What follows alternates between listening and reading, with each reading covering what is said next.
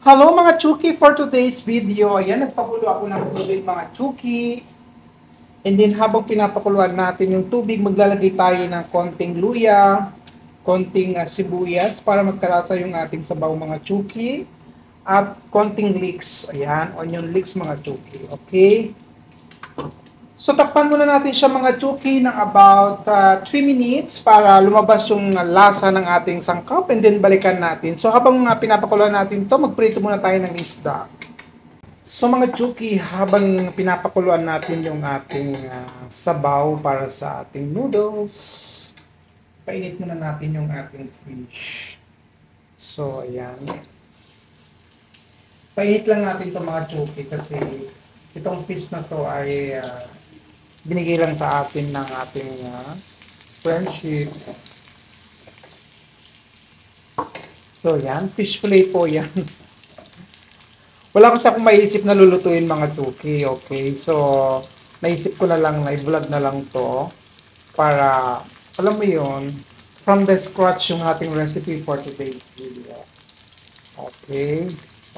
So, ang storya ng fish fillet na to mga Chuki, ito yung pagkain namin nung 2 days ago. And then, binigyan ako ng chef.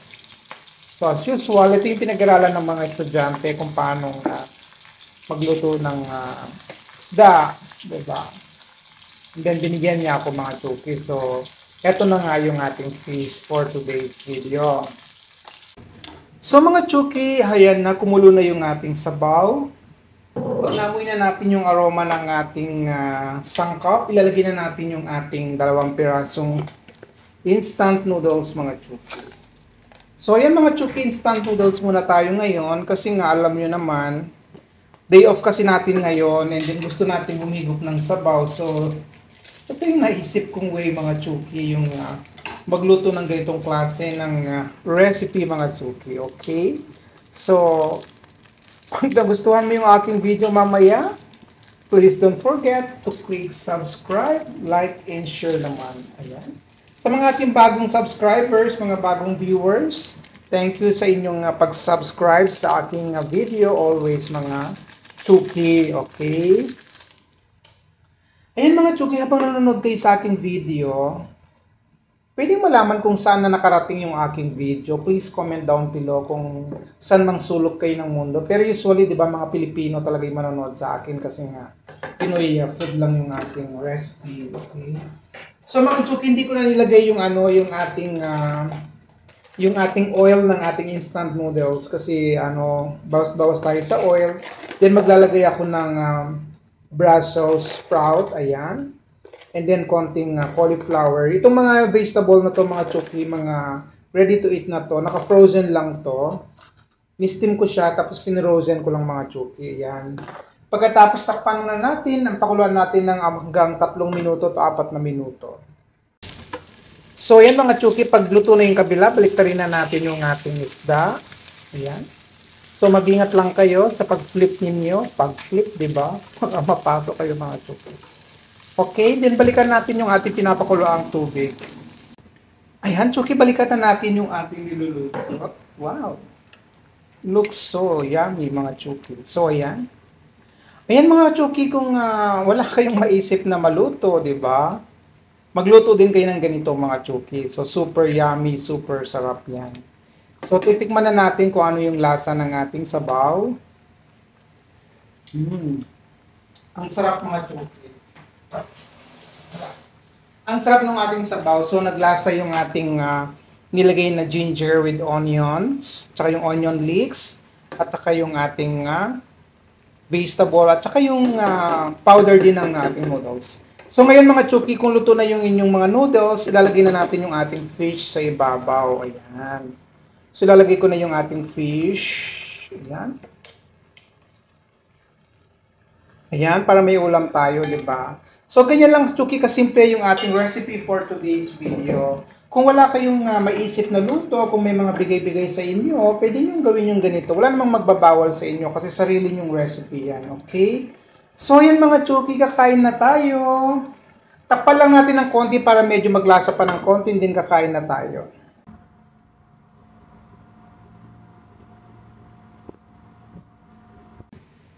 So mga Chuki, after 2 minutes, ayan na yung ating niluto. Ayan. So super yummy na ating recipe for today's video na naman mga Chuki. Ayan. Kung wala kayong maisip na mga luto, mga Chuki, katulad ng sabi ko, mag-frozen kayo ng mga gulay at ilalagay lang ninyo sa inyong mga noodles. Okay? So itong noodles natin, instant noodles. So thank you for watching. Kakain na tayo mga Chuki. So ito na nga Chuki, kakain na tayo. Wow! Ang init mga Chuki, di ba? O, magigat na naman sa ngalangala, sa dila, paso-paso, sa kakatikim, ayan, nagmamadali. So ayan. Kakain na nga tayo mga Chuki. Seryoso ko kasi gutom na rin naman ako. So ayan. So ganyan na nga Chuki, kumuha ko ng bowl. Ayan, naglagay ko ng konting sabaw. Ayan. Sunggaban natin habang mainit. So ito na nga mga Chuki, susubukan ko na nga siya. Linamnam. Sobrang init. Ayan, sige. Ayan mga Chuki, sige. Kain na tayo mga Chuki. Kuha na kayo ng pagkain. Ayan mga Chuki. So ayan mga Chuki, yung aking recipe for today's video ay namiss ko na namang humigop kasi ng sabaw. So ito yung naisip ko. Kaya pumupunta ako ng mga Pinoy market, mga Chuki. Bumibili talaga ako ng mga instant noodles in case of emergency. So ayan. So meron tayo dito nga brown rice. Ayan. So yung brown rice na to mga Chuki, hindi pala ito brown rice. Nilagyan lang ng color. So ito mga Chuki, diba? So ayan, kakain na ako. So ayan. Seryoso na ito mga Chuki. Ito na yung fish. Titikman ko na yung fish kung ano talaga yung lasa niya. So ito na siya. Ayan, no? Subo. Ayan, ang init. So ayan, no? Init-init. Tapos meron ditong broccoli pala ito mga Chuki. I'm sorry kasi lagi ko sinasabi kanina cauliflower. Broccoli pala siya. So ayan, sarap. Okay. So ayan mga Chuki, pagkatapos kain tayo uli ng broccoli. Ayan. Ay, ano naman to? Sprout. Ayan. O, di ba? Brussels sprout. O, di ba? So, ayan mga Chuki. Super sarap talaga. Super yummy ng aking lunch for today's video. Ayan. Alam ko mga Chuki kung na-miss ninyo yung mga ganitong klase ng food, yung mga instant noodles, gawin ninyo medyo healthy naman ng konti para naman na.